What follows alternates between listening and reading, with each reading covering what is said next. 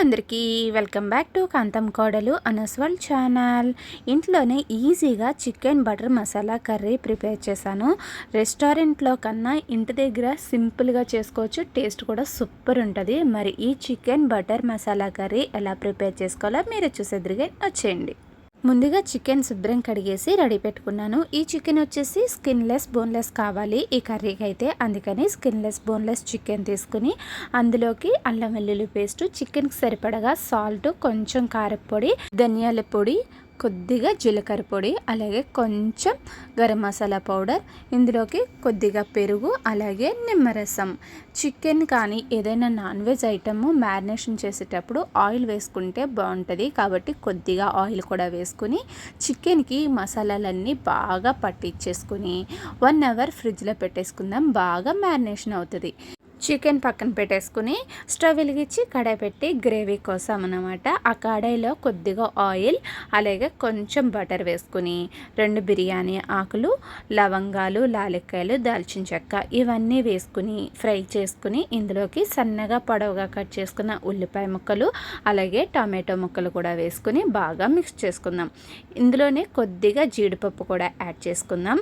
ఇవన్నీ కొద్దిగా ఫ్రై అయిన తర్వాత అల్లం వెల్లుల్లి పేస్ట్ కూడా వేసుకుని కొత్తిమీర కూడా కొంచెం వేసేసుకుని బాగా మిక్స్ చేసేసి బాగా ఫ్రై అయిన తర్వాత ఇంకా స్టవ్ ఆఫ్ చేసేసుకుని చల్లారి పెట్టేసుకుందాం. ఇవి చల్లారిన తర్వాత ఇందులోని బిర్యానీ ఆకు వేసాం కదా, అది పక్కకు తీసేసి మిక్సీ పట్టేసుకుందాం. ఇవన్నీ మెత్తగా మిక్సీ పట్టుకున్న తర్వాత ఇందులోకి గ్రేవీకి సరిపడగా సాల్ట్, కొద్దిగా కారపొడి కూడా యాడ్ చేసుకుని ఒక్కసారి మళ్ళీ మిక్సీ పట్టేసుకుందాం. ఈ పేస్ట్ ఎంత స్మూత్గా మిక్సీ పట్టుకున్నా కానీ ఇంకా స్మూత్గా రావడానికి జల్లెడ పట్టుకుందాం. జల్లెడ అంటే ఇలాంటి జల్లెడ పెట్టుకుని చక్కగా జల్లెడ పట్టేసుకుంటే ఇంకా స్మూత్ పేస్ట్ వస్తుంది అన్నమాట. ఆ స్మూత్ పేస్ట్లో కొద్దిగా వాటర్ కూడా మిక్స్ చేసుకుంటూ ఇలాగా మనకి కావలసినంత గ్రేవీ ఇలా తయారు చేసుకొని రెడీ పెట్టుకుందాం. చక్కగా ఇలా గ్రేవీ అంతా మనకి చేసుకున్నాక పైన పిప్పంతా ఇంకేమీ ఉండదు, ఫ్లేవరు ఇంకా పడేయడమే. ఆ గ్రేవీ అంతా రెడీ చేసేసి పక్కన పెట్టేసుకుందాం. చికెన్ కూడా చక్కగా మ్యారినేషన్ అయ్యి ఉంటుంది. ఇప్పుడు స్టవ్ వెలిగించి పెనం పెట్టి కొద్దిగా ఆయిల్ వేసుకుని చికెన్ని ఫ్రై చేసుకుందాం.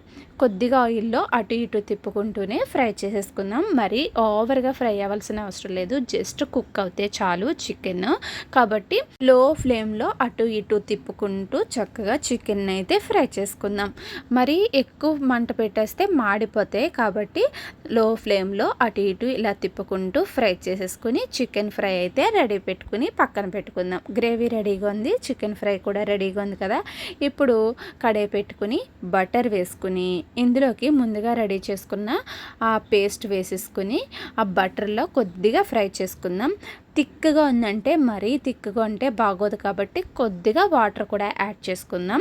చికెన్ కూడా వేయాలి కాబట్టి ఇంత థిక్గా ఉంటే బాగోదు, కొంచెం వాటర్ యాడ్ చేసుకుని ఇందులోకి కొద్దిగా షుగర్ కూడా యాడ్ చేద్దాం. టేస్ట్ బాగుంటుంది కాబట్టి కొద్దిగా, మరీ ఎక్కువ కాకుండా 1/2 స్పూన్ వేసి బాగా మిక్స్ చేసుకుని ఇలా మరుగుతుండగానే మనం ముందుగా ఫ్రై చేసుకున్నాం కదా ఆ చికెన్ ఇందులో వేసేసి ఒక్క 2 నిమిషాలు ఆ చికెన్కి మొత్తం మసాలా ఫ్లేవర్ అంతా బాగా పట్టేంత వరకు ఉడికించుకుందాం. చికెన్ చక్కగా ఆ మసాలాలు అవన్నీ బాగా పట్టుకొని దగ్గరికి ఇలా గ్రేవీ అయిన తర్వాత ఇప్పుడు ఒక గిన్నె తీసుకుని అందులో మునిగిపోకుండా ఉండే ఒక గిన్నె తీసుకుని వేడి వేడి నిప్పులు ఆ గిన్నెలో వేసుకుని కొద్దిగా నెయ్యి వేసుకుంటే చక్కగా ఇలా స్మోకీ వస్తుంది. అప్పుడు మూత పెట్టేస్తే ఆ స్మోకీ ఫ్లేవర్ అంతా కర్రీకి బాగా పట్టుకుంటుంది అన్నమాట. 2 నిమిషాల తర్వాత మనకి ఓపెన్ చేసేసుకుంటే సరిపోతుంది. చూసారు కదా ఎంత సింపుల్గా అయిపోయిందో. రెస్టారెంట్ కన్నా ఇంట్లోనే ఈజీ ప్రాసెస్లో ఇలా tasty chicken butter masala curry చేసేసుకోవచ్చు. ఎలాగుంది chicken butter masala curry comment చేయండి. అలాగే ఈ వీడియో నచ్చితే కనుక లైక్ చేసి షేర్ చేసి సబ్స్క్రైబ్ చేసుకోండి.